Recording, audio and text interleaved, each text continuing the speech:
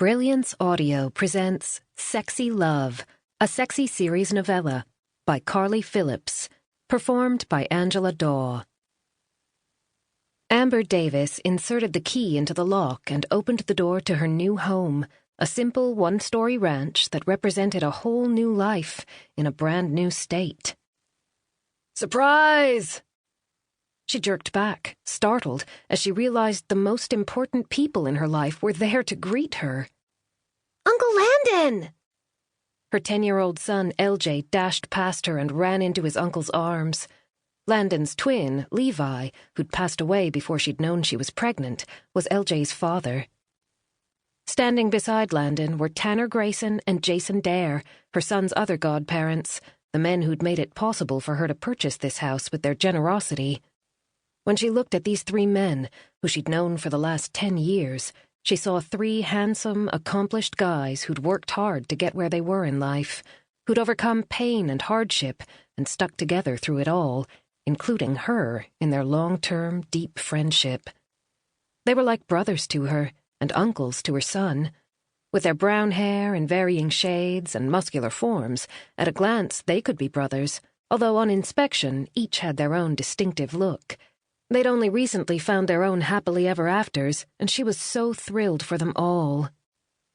"Welcome home," Jason said, pulling her into a hug, then passing her to Tanner and then to Landon, who still had his arm around his nephew.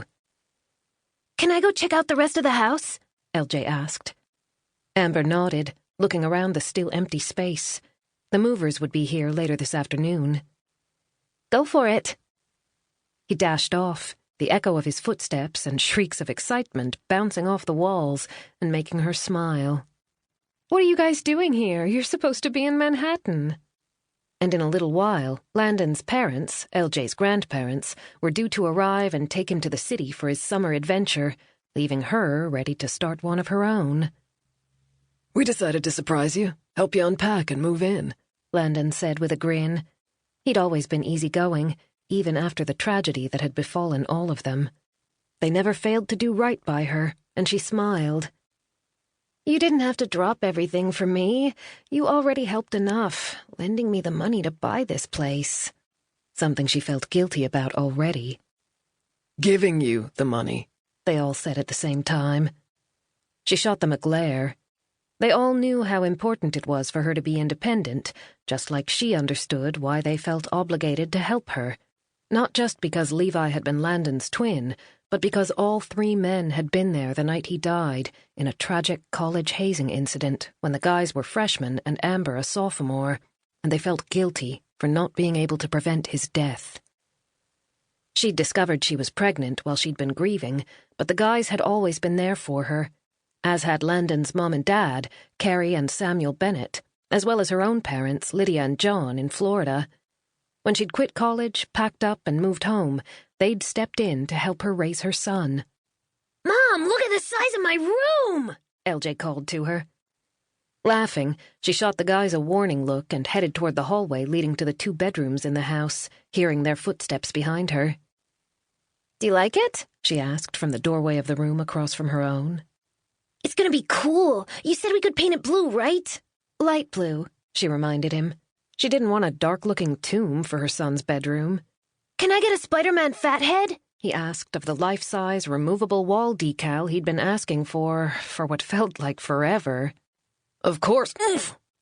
Amber had shoved her elbow into Tanner's side as he answered without asking her. She'd been saving to buy it and had already decided the superhero would be on LJ's wall when he returned from his trip in a few weeks. "We'll see," she said, ruffling his hair. She wanted the gift to be a surprise. "Stop spoiling him," she muttered under her breath to the guys. Just because they owned a hugely successful nightclub in Manhattan and could afford whatever they wanted didn't mean she would take advantage. She already felt guilty for how much they were doing for her now, paying for this house and her classes. But she desired to make a better, more secure life for LJ, and borrowing money allowed her to get her degree in education and hopefully a minor in business.